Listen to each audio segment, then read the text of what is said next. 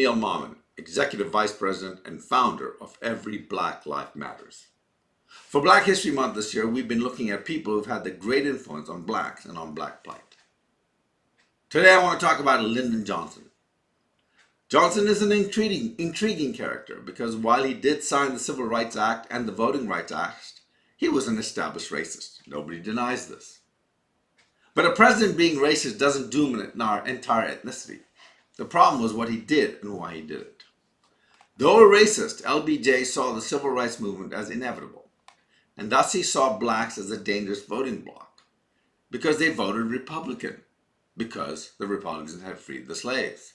His words, according to historian Doris Kearns Goodwin, were, "These Negroes, they're getting pretty uppity these days, and that's a problem for us, since they've got something now they never had before, the political pull to back up their uppityness. Now, we've got to do something about this. We've got to give them a little something, just enough to quiet them down, not enough to make a difference.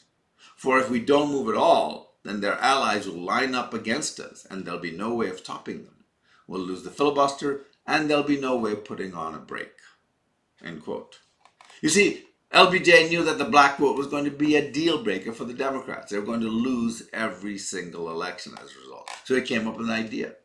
He said, "I'll have them," and he used a derogatory name for blacks here, "I'll have them, blank, voting Democrat for 200 years. But what did he do and how did he plan that? Well, he focused on getting black families to sign up for the new socialist welfare laws that he had just created, the supposed Great Society. It was meant to incentivize voters, especially blacks, to vote Democrat. Well, hidden in this new law to help people was the law designed to enslave people and keep them dependent on handouts.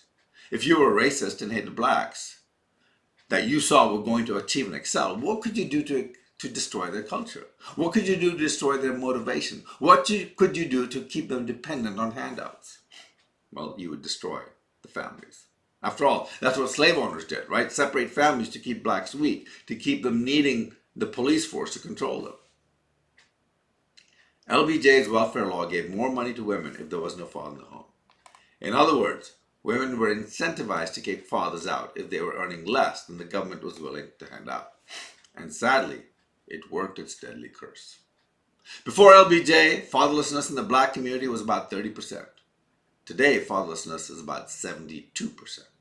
In fact, you can trace black plight directly to this. Fatherless families mean young men and women grow up looking for that father figure. Studies show that young men join gangs to seek approval of older males. Young women become sexually promiscuous, looking for male approval. The family breaks down further.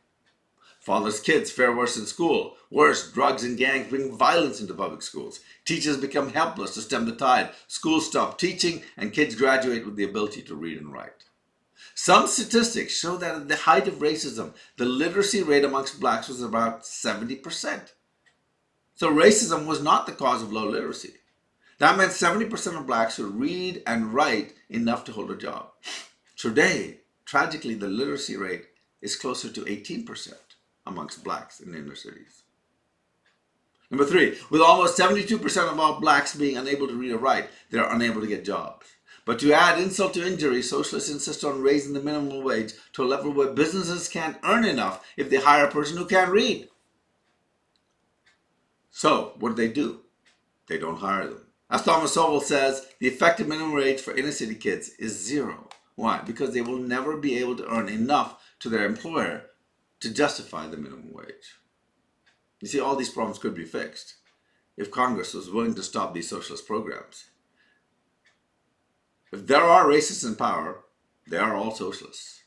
And folks who keep continuing LBJ's plan to keep black folk dependent and voting for them for the next 200 years. Remember, there are many ways to keep a person a slave and depend on you. You can force a man to work and never pay him, or you can pay a man to never work and be dependent on you. So this Black History Month, we ask that you remember the men and women who are responsible for black plight and decide that it's time you stop them and their policies, because every black life matters.